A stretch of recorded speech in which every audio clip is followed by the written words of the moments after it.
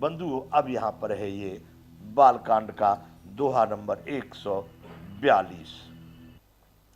होय न विषय विराग, भवन भवस बसत भा चौथपन। हृदय बहुत दुख लाग, जन्म गयऊ हरि भगति बिनु। उनको विषयों से विराग नहीं हो रहा। राजा घर में रहते बुढ़ापा आ गया, परंतु विषयों से वैराग्य नहीं हो रहा, अभी भी वैराग्य नहीं हो रहा। उन्हीं में मन लगा रहता है, विषयों में, रूप रस स्पर्श गंध और शब्द में, और मेरा तू और तेरा।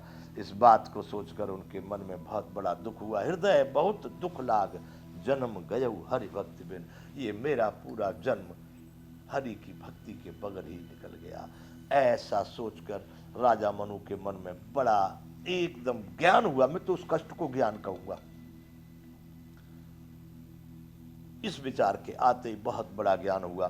बरबस राज सुत नृप दीना, नारी समेत गवन बन कीना। तीरथ भर नैमिष विख्याता, अति पुनीत साधक सिद्ध दाता। बरबस राजा मनु ने अपने पुत्र को जबरदस्ती से राज्य दे दिया और अपनी पत्नी शत्रुपा के साथ वन के लिए प्रस्थान कर गए। वहां पर वन में गए हैं तो बंधुओं, आज गोमती नदी के किनारे, जैसे यूपी का जिला वैसे सीतापुर लगता है, लखनऊ और सीतापुर के बीच में है नैमिषारण्य। मैं उस तीर्थ को आज भी भारत के सभी तीर्थों में पहला स्थान देता हूँ। मैं वहाँ गया हूँ, मुझे वहाँ पर जाके जो अनुभव हुआ है, मैं जानता हूँ वो तीर्थ क्या है। तो तीर्थ पर नैमिष विख्याता, नैमिषारण्य उसको पहले बोलते थे। वहाँ पर अति पुनीत साधक सिद्धदाता, साधकों को सिद्धि देने वाला वह स्थल है नैमिषारण्य।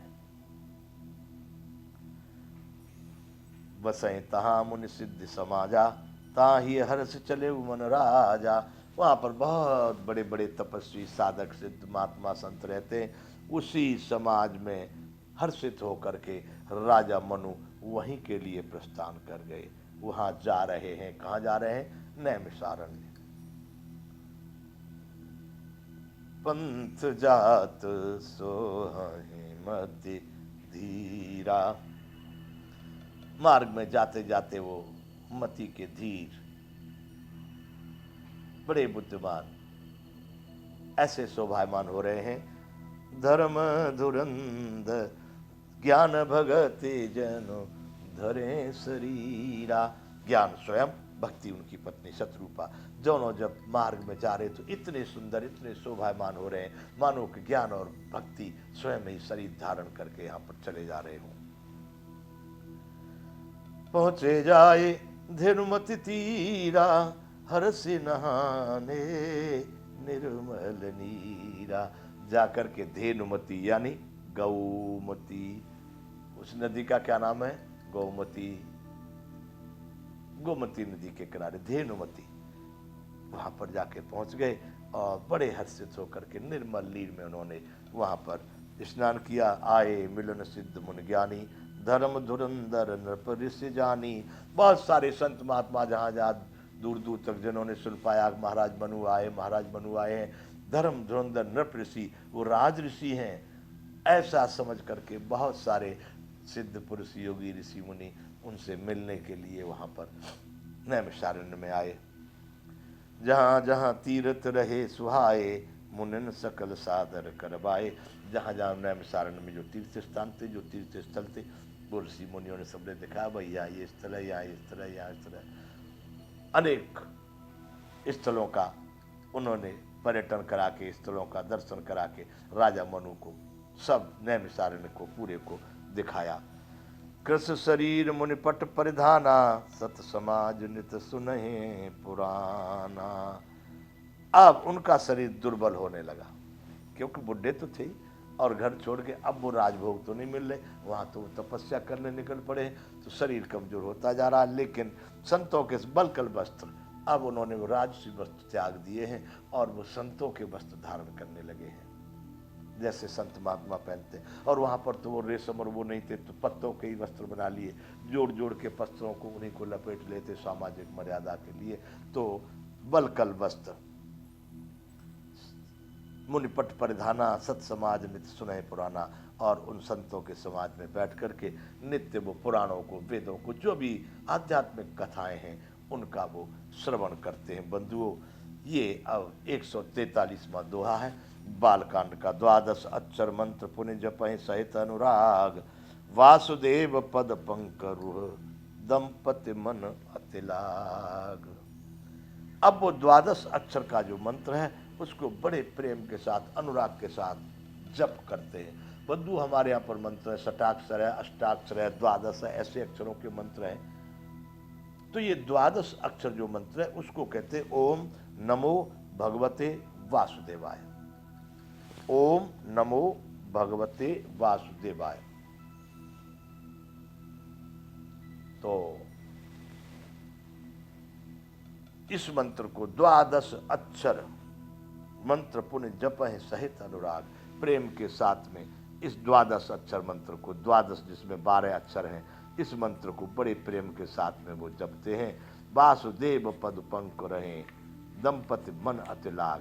वासुदेव यानी सृष्टि के अणु अणु में जो समाया हुआ परमात्मा है, वासु यानी अणु अणु में जो समाया हुआ है उसको वासुदेव कहते हैं।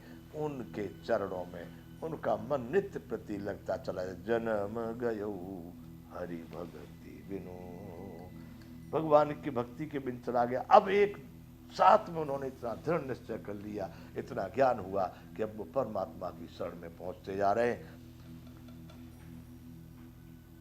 अत्यंत ही उनका अनुराग बढ़ता जा रहा है परमात्मा के चरणों में। बंधुओं, यहाँ से आगे है, कर रहे आहार साक फल कंदा सुमरहे ब्रह्म सच्चिदानंदा।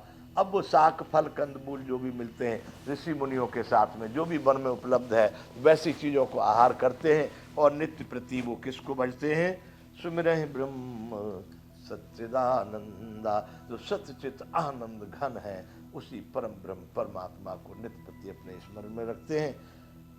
पुण्य हरि हेतु करन तप लागे, बारे आधार मूल फल त्यागे। फिर वे परमात्मा के लिए कठिन तपस्या करने लगे और ऐसी तपस्या करने लगे कि बारे आधार मूल फल त्यागे। पहले तो कंदमूल भी फल खा रहे थे, अब उन्होंने वो भी बंद कर दिया लेना। अब केवल जल के आधार से वो अपने जीवन को चलाने लगे। धीरे धीरे करके अपनी तपस्या को बढ़ाते जा रहे हैं, मन को परमात्मा में लगाते जा रहे हैं। शनै शनै क्रम क्रम से महाराज मनु ने वह तपस्या प्रारंभ कर दी कि यदि वो परमात्मा है, कहते हैं संतों से, है भगवान आपने मिला नहीं, मिला नहीं तो मिलना चाहिए। यदि है तो मिले और वरना मैं लिख दूंगा कि परमात्मा नहीं है। अरे महाराज, है तो मिला क्यों नहीं? कि उसके लिए प्रयत्न करना पड़ता है। उतना आप प्रयत्न करेंगे, उतनी तपस्या करेंगे, उसको प्रकट करना साधारण नहीं है। कोई नहीं करता है। महाराज इतनी तपस्या मैं करूंगा, निर्णय कर लिए, यदि है तो मिले वरना इस सृष्टि में मैं लिख दूंगा। महाराज मनु ने ही सबसे पहले यहाँ पर सृष्टि का विस्तार किया है। यदि वो परमात्मा को प्रकट न कर पाते तो लिख दिए होते कि भगवान नाम की कोई वस्तु नहीं है। बंधुओं, भारत श्रेष्ठ क्यों हुआ? भारत विश्व गुरु क्यों हुआ? भारत सर्वोत्तम क्यों है? क्योंकि उस परम ब्रह्म परमात्मा को दूसरे कहीं के किसी पृथ्वी के खंड के लोग प्रकट नहीं कर पाए जो भारत ने। क्योंकि ये बना लेना, मोबाइल बना लेना, एयरपोर्ट हवाई जहाज, उपग्रह, यहाँ की बात वहां पर, ये सब कुछ बहुत आसान है, लेकिन उस परम ब्रह्म परमात्मा को पाना ये बहुत कठिन है। अरे उसको तो तब पाएंगे पहले अपने शरीर में रहने वाले सत्य नित्य प्रति सदा सत्य सदा शाश्वत उस आत्मा को ही नहीं अवलंबन, उसको ही नहीं समझ पाए लोग।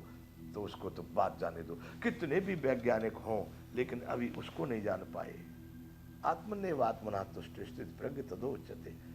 तो बंधुओं, उस परमात्मा के लिए उन्होंने कहा कि मैं उससे मिले बिना नहीं रहूंगा, पाऊंगा उस परमात्मा को। ऐसा विचार करके